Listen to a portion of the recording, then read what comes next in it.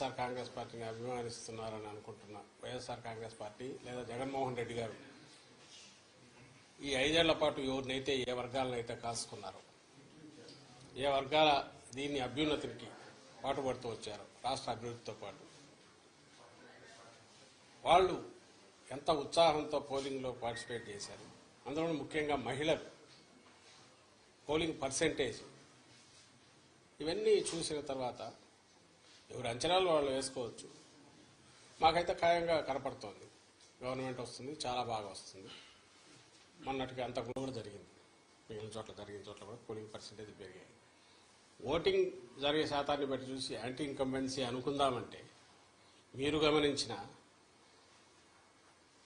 జగన్మోహన్ రెడ్డి గారి మీద అంత వ్యతిరేకత పెంచుకుని ఈ వర్గాలు ఏ వర్గాల కోసం అయితే నిలబడినాడు వాళ్ళు రావడానికి అంత ఇది రీజన్ కనపడత లేదు. వీళ్ళందరూ చంద్రబాబు నాయుడు కానీ ఆయన పార్టీ కానీ పెట్టిన సూపర్ 6 అనే ఇది కానీ లేదా ఆయన అర్జెంటుగా తెచ్చుకోవాలని వాళ్ళ కోరుకుందా అని చూద్దామంటే అంతా అటువైపు కనపడలేదు. ఎందుకంటే చంద్రబాబు నాయుడికే తన అజెండా మీద నమ్మకం లేదు. ఆయన సూపర్ 6 గురించి కూడా ప్రచారం చేసుకోవాలి. ఆయన ఎంతసేపు ఉన్నా జగన్మోహన్ రెడ్డి గారి మీద వ్యక్తిగతంగా దాడులో లేదా వివేకానంద రెడ్డి హత్యను ఇంకా గొడ్డలు అనడము, ఇంకోటి కుటుంబం దీన్ని వాళ్ళకు సంబంధించిన కుటుంబ సమస్యల గురించి తీసుకొచ్చి పెట్టడము, లేదు లాస్ట్లో ల్యాండ్ టైటిలింగ్ యాక్ట్ అని ఇంకోటి తీసుకొచ్చి ఒక అర్థం లేని ఇది దేన్నైతే వాళ్ళు ఆ రోజు సపోర్ట్ చేశారు, దేన్నైతే ఈరోజు ఐ థింక్ నీతి ఆయోగ్ వాళ్ళ దాంట్లో కూడా ఉంది, దాన్ని ఒక ఇష్యూ కింద చేసి ఆయన ఇచ్చిన హామీలే గట్టిగా చెప్పుకోలేని వచ్చాడు. ఎందుకంటే ఆయనకే నమ్మకం లేదు. ఇంతకుముందు కూడా చెప్పాం, అది హామీలను అమలు చేస్తాడే నమ్మకం జనానికి లేదని, ప్రజలకు లేదని. అది ఆయనకు అవగాహన ఉంది కాబట్టి అది వదిలేసి కేవలం వైఎస్ఆర్ కాంగ్రెస్ పార్టీని లేదా వైఎస్ఆర్ కాంగ్రెస్ పార్టీ నాయకులను అందరికంటే ముఖ్యంగా జగన్మోహన్ రెడ్డి గారిని వ్యక్తిగతంగా దూషిస్తూ మొత్తం వాళ్ళ క్యాంపెయిన్ అంతా దాంట్లో నడిచింది. సో ఆ నేపథ్యంలో ప్రజలు ఆయన ఇచ్చిన హామీల మీద నమ్ముకొని వచ్చింటున్నారనడానికి అది కనపడట్లా. ఉంటే ఆయనే చెప్పేవాడు దాని గురించి, వాళ్ళు దాని గురించి మాట్లాడేవాళ్ళు. వేరే మా నాయకుడు ఆయన మొత్తం ఒకే థీమ్ మీద మీరు గమనిస్తే ఈ 5 ఏళ్ల పాటు తాను రాష్ట్ర అభివృద్ధికి సంక్షేమం ద్వారా లేదా మొత్తం డీసెంట్రలైజేషన్ ఆఫ్ పరిపాలన సుపరిపాలన అందించడం ద్వారా తాను ఏం చేశాడో ఇవే చెప్పాడు. ఇవి కంటిన్యూ కావాలా అనుకుంటే నన్ను దీవించండి అని అడిగాడు. ఈ థీమ్ బలంగా కంటిన్యూస్ జనంలోకి వెళ్తూ వచ్చింది. మేము ఎప్పుడు చెప్తుండేవాళ్ళం కదా, 87% లబ్ధిదారులు ఏదో ఒక రూపంలో బెనిఫిట్ పొందిన వాళ్ళందరూ అవును ఇది నిజం అనుకున్నారు. కరెక్టే కదా, ఇది కంటిన్యూ అయితే మా బతుకుల్లో ఇంకా మెరుగైన మెలుపు వస్తుంది, మేలు మలుపు వస్తుంది, ఇంకా వెలుగు పెరుగుతుంది, కుటుంబం అభివృద్ధి జరుగుతుంది అని వాళ్ళు నమ్మారు.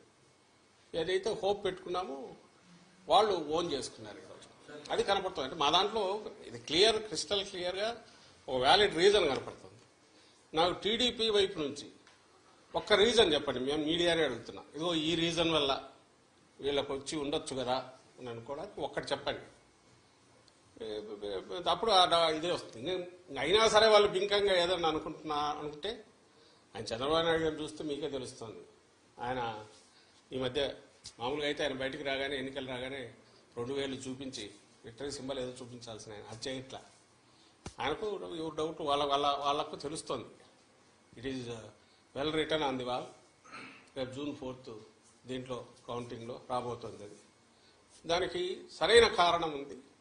ఓ సీరియస్ పాలిటిక్స్ చేసే లీడర్కు జనం అభిమానిస్తారు, ఆదరిస్తారు, హక్కున చేర్చుకుంటారు అనే నమ్మకం ఈ ఎన్నికల్లో కలుగుతుందని మేము భావిస్తాం. సార్, మీరు మొదటి నుంచి చెప్తున్నట్టే పల్నాడు జిల్లాలో కావచ్చు, లేదా రాయలసీమ జిల్లాలో కొన్ని ప్రాంతాల అల్లర్ల పైన కేంద్ర ఎన్నికల సంఘం సీరియస్ అయింది. మీరు మొదటి పోలీసులు పాత్ర ఇందులో ఉందని చాలా క్లియర్గా చెప్తున్నారు. కేంద్ర ఎన్నికల సంఘం వారి పైన కూడా వేటు వేస్తుందని ఎట్లా చూస్తారు?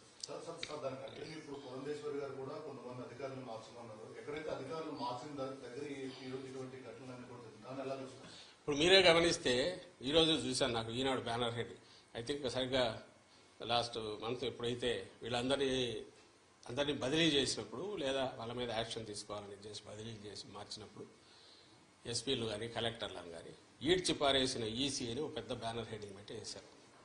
ఆ రోజు నుంచి చెప్తున్నాం, ఈ పురంధేశ్వరం ఇంగోరు మాకు ఇదిగో ఈ కంప్లైంట్లు ఉన్నాయని అపోజిషన్ రాయడంలో తప్పేం లేదు. కానీ ఎవరిని పెట్టాలని కూడా వాళ్ళే సజెస్ట్ చేశారు. ఎప్పుడైతే కూటమి ఫామ్ అయిందో అప్పుడే చంద్రబాబు నాయుడు గారికి ఫ్రీ హ్యాండ్ ఇచ్చినారేమో అని అనిపిస్తుంది పైన నుంచి. ఆ మేరకు కొంచెం ఒత్తిళ్లు పనిచేసాయనడానికి బలమైన ఇది ఆ రోజు హడావుడిగా అంతమందిని మార్చినప్పుడు చెప్తున్నాం పట్టులేని వాళ్ళు వస్తే కష్టమని. ఆఖరకు పోలింగ్ తర్వాత జరిగిన హింస చూస్తే అది ఎంత కరెక్ట్ అనేది అర్థమవుతుంది. ఈరోజు మళ్ళీ వాళ్ళు అదే పెడుతున్నారు. పాయింట్ వచ్చి ఎక్కడైతే ఉన్న అధికారులు వాళ్ళు కదిలించి రకరకాల కారణాలు చూపి చేయించుకున్నారో అక్కడే ఇవి జరగడం అంటే వాళ్ళు పెడితే మరి వీళ్ళు ఏజెంట్ల కింద పనిచేస్తారు కదా అని అనుకుంటే ఈ మాత్రం ఇది కూడా జరిగేది కాదు ప్రికాషన్ తీసుకుంటే. కానీ అట్లీస్ట్ ఇప్పటికైనా మేలు. ఇప్పుడు రియలైజ్ కావాల్సింది కానీ ప్రజలు కూడా గమనించాల్సింది ఏంటంటే ఆ రోజు అధికారులు తప్పించి ఎవరైతే తెచ్చుకున్నారో వీళ్ళుండగా జరగడం అంటే అది ఈసీ ఫెయిల్యూరు ప్లస్ టీడీపీ కుట్రపూరితంగా చేసింది అని రెండైతే అవగాహన అర్థమవుతుంది కదా. ఈ నేపథ్యంలో మళ్ళీ వేటు అని చెప్పి ఈరోజు వాళ్ళు చేసేసి ఏదో తమ ప్రతిభనో లేకపోతే టీడీపీ చాలా నిష్పాక్షికంగా ఉందో లేదా ఈసీ నిష్పాక్షంగా వ్యవహరించిందో అన్నట్టు ఈ పత్రికల్లో దాన్ని ఉపయోగించుకుని బ్యానర్లు పెట్టడమే ఆశ్చర్యంగా ఉంది. ఏదైతే మేము చెప్తూ వచ్చామో అదే జరిగింది.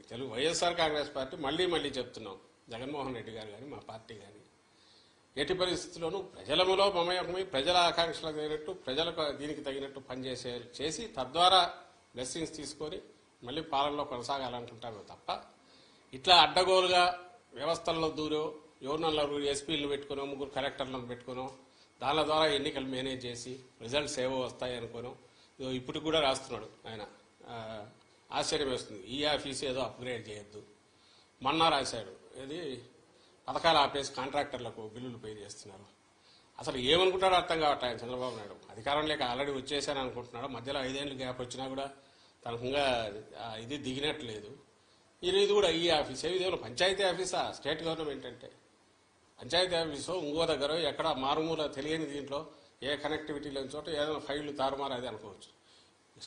ఒక గవర్నమెంట్ అనేది అది ఎవరైనా ఉండొచ్చు. రికార్డులన్నీ మాయమైపోతున్నాయి. ఈ ఆఫీస్ అప్గ్రేడ్ చేయొద్దు అంటే ఏదో ఈయన వచ్చేస్తున్న ఇంప్రెషన్ ఇస్తా స్టేట్మెంట్లు ఇవ్వడము లేదా గవర్నర్ కొందరికి లెటర్లు రాయడము. ఏమాత్రం ఆయన ధోరణి మారలేదు ఈ ఎన్నికలు అయిపోయిన తర్వాత కూడా అనేది అర్థమవుతుంది.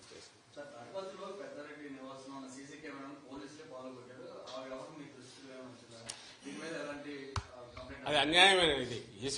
సీసీ కెమెరాలు అనేవి అది వీళ్ళు చేసిన పనే. వాళ్ళకి కావాల్సిన వాళ్ళని వీళ్ళని తీసుకొచ్చో అక్కడ పెట్టుకొని దౌర్జన్యానికి దిగి హింసాకాండ క్రియేట్ చేసి భయోత్పాతం క్రియేట్ చేయడము, దాంట్లో నుంచి ఏదైనా లాభం పొందాలని చూడడం ఏదైతే ముందు నుంచి టీడీపీ నేచర్ ఉందో ఇక్కడ కూడా అదే కనపడుతుంది. సీసీ కెమెరాలు ఉండేదే ఎవరైనా నేరం ఏదైనా జరిగితే దాన్ని పట్టుకోవడానికి ఉపయోగపడాల్సినవి. పోలీసులు పోయి దాన్ని పగలగొట్టడం అంటే ఇంకా అంతకంటే ఘోరం ఏమైనా ఉంటుందా? దాని మీద ఈసీకి మళ్ళీ కంప్లైంట్ పెడుతున్నాము, ఇది చేస్తాం. కానీ ఈ మొత్తం ఈ 10-15 ఈ మన ఎన్నికలు అయినప్పటి నుంచి జరుగుతున్నవి చూస్తే మాత్రం టార్గెటెడ్గా తెలుగుదేశం పార్టీ ఈ ఎలక్షన్ కమిషన్లో తనకు మేము చెప్తున్నాము. ప్లస్ అన్నిటికంటే ఇదేంటే మన తెలుగుదేశం పార్టీ కూడా ఆ రోజు సపోర్ట్ చేసింది. అది కూడా మేము తెచ్చి చూపించాము.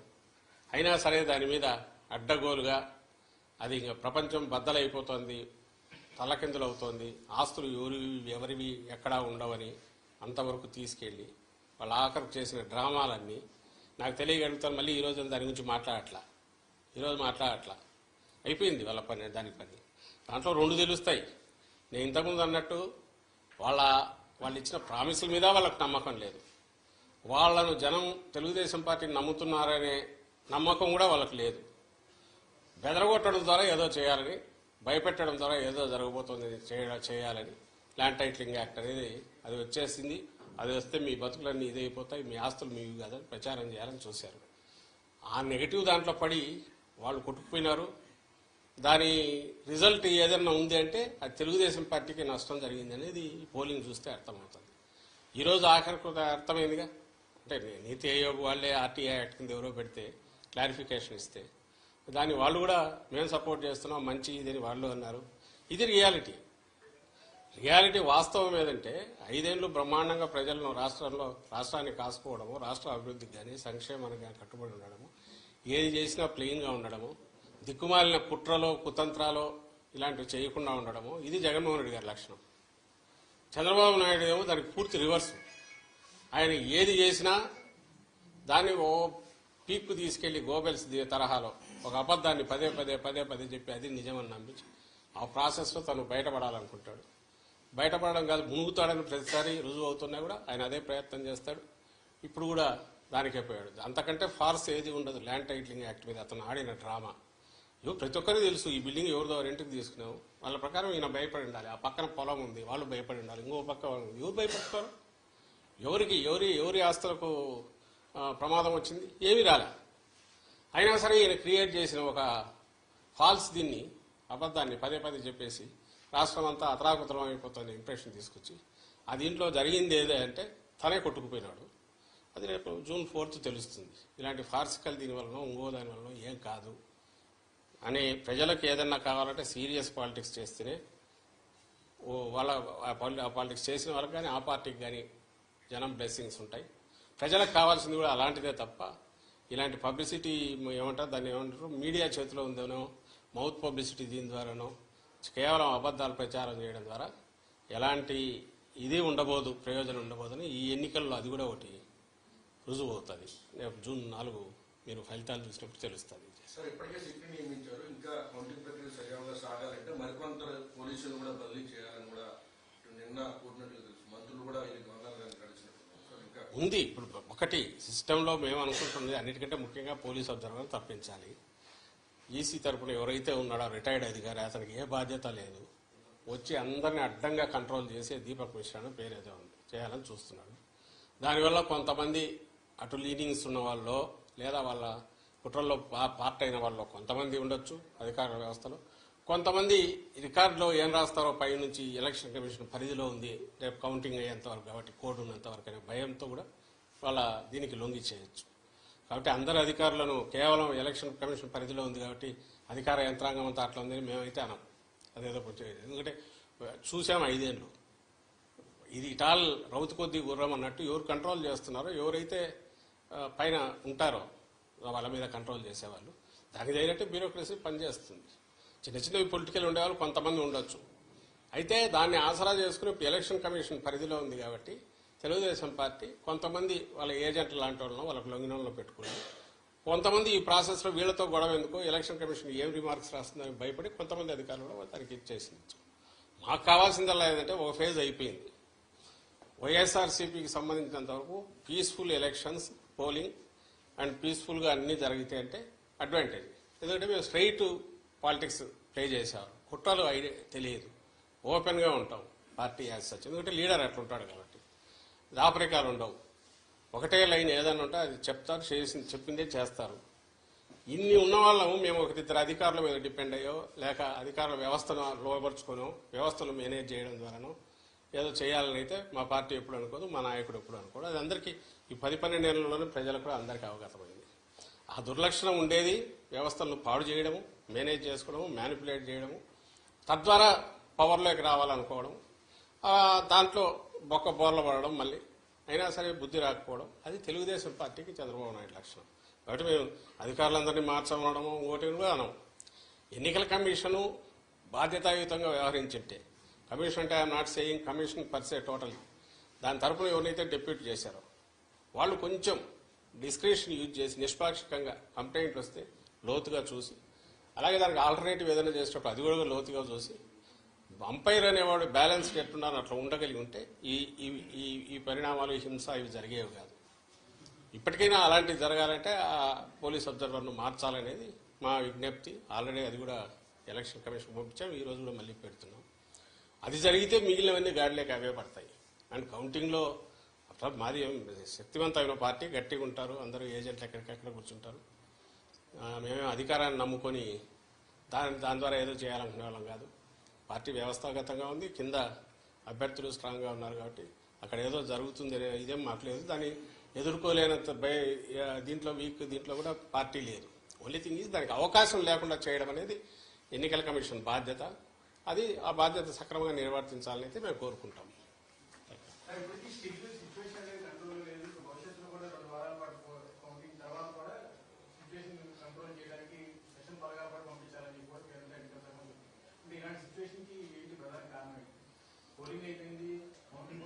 ఎప్పుడైతే ప్లేయర్స్ పక్కన అంపైర్ అనేవాడు కొంత అటు ఒక వర్గం వైపు పోతాడో అప్పుడు ఏదైనా జరిగే అవకాశాలు లేవు. మధ్యలో ప్రజలు మా కోరిక కూడా అదే, ఈవెన్ ప్లే గ్రౌండ్ క్రియేట్ చేయాలా.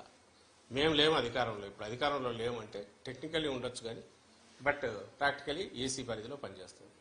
కాబట్టి మేము ఫర్వెంట్ రిక్వెస్ట్ అండ్ ఖచ్చితమైన డిమాండ్ ఏంటంటే ఎలక్షన్ కమిషన్ ఆబ్జెక్టివ్గా పనిచేసి ఒక సెక్షన్కు మాత్రమే కొమ్ముకు వస్తున్నా, ఒక రాజకీయ శక్తి కంటే టీడీపీ ఆ కూటమి కొమ్ము కాస్తున్నా ఎన్నికల కమిషన్ వర్గాలు కానీ అధికారులు కానీ ఎవరు అంటే వాళ్ళను పక్కన పెడితే everything will fall in line, set right అవుతుంది. మా వరకు మేమైతే ఎన్నికల కమిషన్ చేతిలోకి అధికారం పోయిన తర్వాత దాంట్లో వేలు పెట్టాలని కానీ దాని ఏదో అడ్డదారుల్లో వాడుకోవాలని కానీ ఎప్పుడు అనుకోవట్లేదు. గతంలో అనుకోలే, ఇప్పుడు అనుకోవట్లా. కాబట్టి మాకు నిష్పాక్షికంగా ఉండే ఎన్నికల కమిషన్ ప్రతినిధులు ఇక్కడ ఉంటే everything will fall in line, అంతా బాగానే జరుగుతుంది. అప్పుడు అవసరం ఉండకపోవచ్చు, ప్రికాషనరీ దీని కింద ఫోర్సెస్ ఉండాలని వాళ్ళు అనుకోవచ్చు. మన జరిగిన దాన్ని బట్టి నేనైతే అవసరం ఉంటుందని అనుకోవట్లా. ఏది నిష్పాక్షికంగా ఎన్నికల సంఘం వ్యవహరిస్తే అవసరం వస్తుంది అయితే అనుకోవట్లేదు.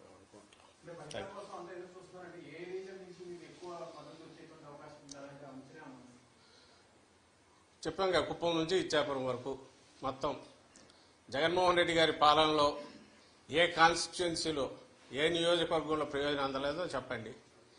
ఒకవేళ క్యాస్ట్ పరంగా పలానా క్యాస్ట్కి అందలేదని చెప్పండి, లేదా ప్రాంతం వైజ్ పలానా ప్రాంతంలో అందలేదని చెప్పండి. లేదు కదా, యూనిఫామ్గా సాచురేషన్ బేసిస్ మీద కింది నుంచి పై వరకు ఉత్తరాంధ్ర లాస్ట్ ఇచ్చాపురం వరకు అందరికీ ఒకే యార్డ్ స్టిక్తో ఒకే కొలమానంతో అన్ని ప్రయోజనాలు అందాయి. అన్ని ప్రాంతాల్లో ఈ ప్రయోజనాలు అందుకున్న వాళ్ళు కానీ లేదా అడ్మినిస్ట్రేషన్ పరంగా కింది వరకు డోర్ టు డోర్ దీనికి అది డోర్ స్టెప్ అడ్మినిస్ట్రేషన్ తీసుకెళ్లడంలో కానీ యూనిఫామిటీ ఒకే రకంగా జరిగింది. కాబట్టి ఆదరణ కూడా అన్ని వైపుల నుంచి అదే రకంగా ఉంది, ఇంక్లూడింగ్ కుప్పంతో సహా. అక్కడ కూడా బలమైన మంచి దీంతో మా పార్టీ గెలవబోతుంది అనేది మాకు కనపడుతున్నది, ఇప్పుడు కనపడుతున్న సూచన.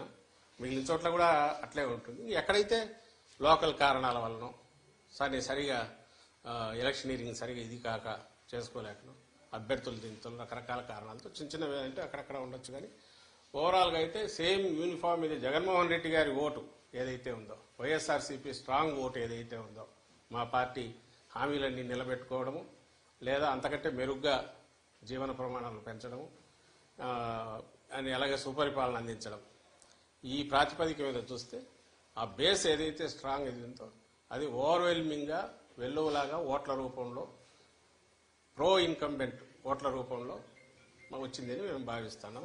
అది కనపడుతోంది. మీకు కూడా నేను ఇంతకుముందు చెప్పిందే, పర్సంటేజ్ ఆఫ్ ఓట్స్ పెరగడం, గంటలు వెయిట్ చేయడం, అలాగే మహిళలు బాగా ఎక్కువ మంది వచ్చి చేయడం. వేరే ఊరు నుంచి ఎవరెవరు వచ్చేస్తున్నారు, ఎవరు వస్తారో బస్సుల్లో వచ్చే వాళ్ళంతా ప్రయోజనాలు పొందిన వాళ్ళు, పథకాలు తీసుకున్న వాళ్ళు, బెనిఫిషియరీస్, వాళ్ళ కుటుంబాల్లో పిల్లలు మంచి చదువులు చదువుతున్నందువల్ల, లేదంటే వాళ్ళ తల్లికి తండ్రికో పెన్షన్ నెల ఫస్ట్ కంతా జగన్మోహన్ రెడ్డి గారి పుణ్యం, ఇది పుణ్యం అని ఈ గవర్నమెంట్ మా వైఎస్ఆర్సీపీ ప్రభుత్వం పుణ్యం అని వాలంటీర్ తీసుకెళ్లి ఇవ్వడము. అంటే ప్రతి వాళ్లకు ఒక జగనన్న ఉన్నాడు, ఈ ప్రభుత్వం ఆడింది, మాకేం పర్లేదు, మేము ఎక్కడైనా పోయినా పని చేసుకున్నా అని చెప్పి దూర ప్రాంతాలకు పోయిన వాళ్ళు మెరుగైన వేతనాల కోసం దీనికోసం వాళ్ళందరూ కూడా ఇటు అదే పనిగా రావడం, అదంతా మీ మీడియాలో వచ్చినవే, ఓవర్వెల్మింగ్గా బయట నుంచి వచ్చారని అక్కడి నుంచి వచ్చి. ఇవన్నీ కూడా రెండే కారణాలు ఉండాలి. ఒకటి, కొనసాగుతున్న పథకాలు ఇవి రావాలి, ఇవి వస్తే సేఫ్, మా బతుకులు బాగుంటాయి, సేఫ్గా ఉంటుంది అనుకోని ఉండాలి. లేదా చంద్రబాబు నాయుడు ఇచ్చిన ఫాల్స్ ప్రామిసెస్ అని నమ్మి ఉండాలి. మీలో ఎవరైనా నమ్ముతారా? ఆయన ఇచ్చిన ప్రామిసుల మీద ఆయనకే నమ్మకం లేనప్పుడు చంద్రబాబు నాయుడుకే జనం ఎవరు నమ్మినారు? ఎక్కడ డిస్కషన్ కూడా రాలే వాటి గురించి. ఆయనే నమ్మలేదనడానికి ఇన్ని రీజన్స్ అని చెప్పింది. ఏది? అవి వదిలేసి వేరే రకమైన వ్యక్తిత్వ హననము, లేకపోతే ఇండివిజువల్ను జగన్మోహన్ రెడ్డి గారిని టార్గెట్గా పెట్టి రోజు తిట్టడము, లేదా వైఎస్ఆర్సీపీని జనరల్గా తిడుతుండడము, ఇంతే తప్ప ఎక్కడ తాను ఇచ్చిన హామీల గురించి ఆయన కూడా ఆయన కూటమి కానీ పెద్ద ప్రచారం చేసుకోకపోవడం. ఇవన్నీ చూస్తే ఖచ్చితంగా నేను ఇంతకుముందు అన్నది కనిపిస్తుంది. అన్ని ప్రాంతాల్లో అన్ని చోట్ల వస్తేనే మేము ఆశించి లేదా మేము ఎక్స్పెక్ట్ చేస్తున్న విజయం మాకు వస్తుంది. సో అన్ని ప్రాంతాల్లో సమానంగా ఉన్నాయి, బ్రహ్మాండమైన ఆదరణ ఉంది, రిజల్ట్ కూడా అట్లాగే బ్రహ్మాండంగా ఉంటుంది అనేది మా అంచనా.